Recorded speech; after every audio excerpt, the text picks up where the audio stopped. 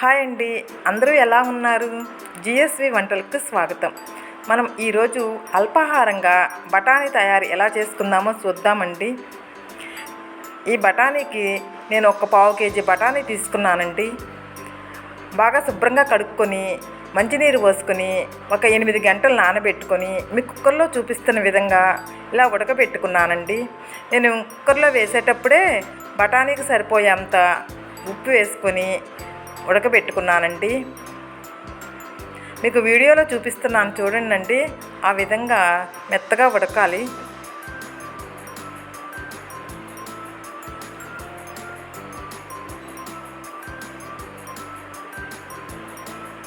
దానిలో కావలసిన పదార్థాలు ఆనియన్స్, కరివేపాకు, ఎండుమిర్చి అండి, కొత్తిమీర.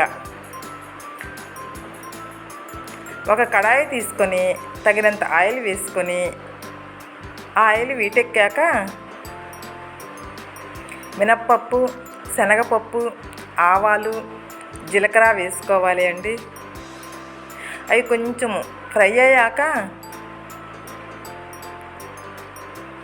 ఎండుమిర్చి వేసుకోవాలి. ఎండుమిర్చి కూడా కొంచెం ఫ్రై చేసుకున్నాక ఆనియన్స్ వేసుకోవాలి. ఆనియన్స్ని మనం ఒక్కసారి అలా కలిగి పెట్టేసుకొని కరివేపాకు వేసుకోవాలి.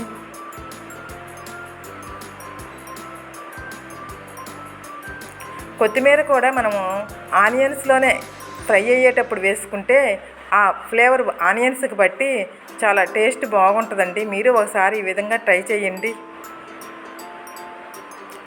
ఆనియన్స్ తగిన సాల్ట్ వేసుకున్నాను.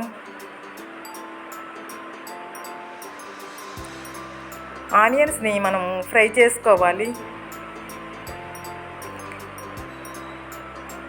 ఇలా ఫ్రై అయ్యాకండి బఠానీ వేసుకోవాలి. మనము బఠానీ కుక్కర్ వేసుకునేటప్పుడు బఠానీలో నీళ్ళు ఉంటాయి కదండి, ఆ నీళ్ళతో కూడా కలిపి వేసుకొని అలా ఒకసారి మిక్స్ చేసుకొని ఆనియన్స్ బఠానీని మనము ఒక 7-8 నిమిషాలు ఉడకబెట్టుకోవాలి.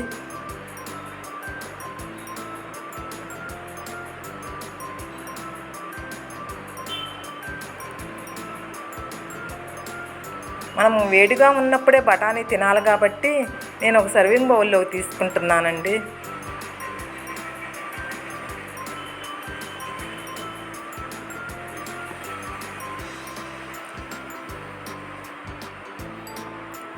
మనము తినేటప్పుడు నిమ్మకాయ పిండుకుంటే చాలా బాగుంటుందండి.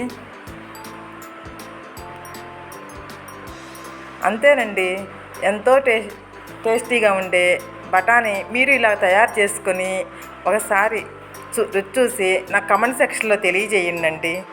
నా ఈ వీడియో మీకు నచ్చినట్లయితే లైక్ చేసి, షేర్ చేసి, సబ్స్క్రైబ్ చేయండి. బాయ్ అండి.